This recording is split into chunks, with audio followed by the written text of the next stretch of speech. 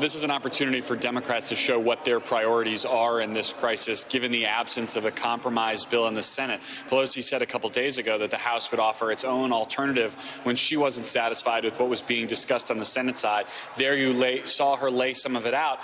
The House is not in session right now. The House could not vote on this bill tomorrow or probably the next day or the next day, even if they wanted to. And I think what you're seeing here is Democrats believe they have leverage here. Republicans don't even have 50 votes in the Senate, where they are in the majority right now because some of their members are quarantined.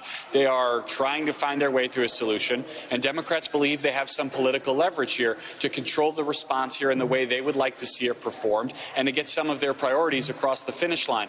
There is a political danger of overreaching here, and I think that's what you're seeing play out on the Senate floor, where Democrats are being criticized for things like including cancellation of student debt, which you could argue is not a part of the coronavirus crisis. Things like you heard the speaker there talk about election security and vote by mail, which is a very interesting issue for all of us who've been covering the connection between the virus and electoral politics, but arguably not an urgent crisis in March. And so I think this is the line the Democrats are going to be walking here is, do they press their political advantage as they see it to get the most favorable terms possible out of a Senate bill, or do they press too far and risk being blamed by the public for slowing down a bill that is widely agreed to be urgently needed out in the rest of the country?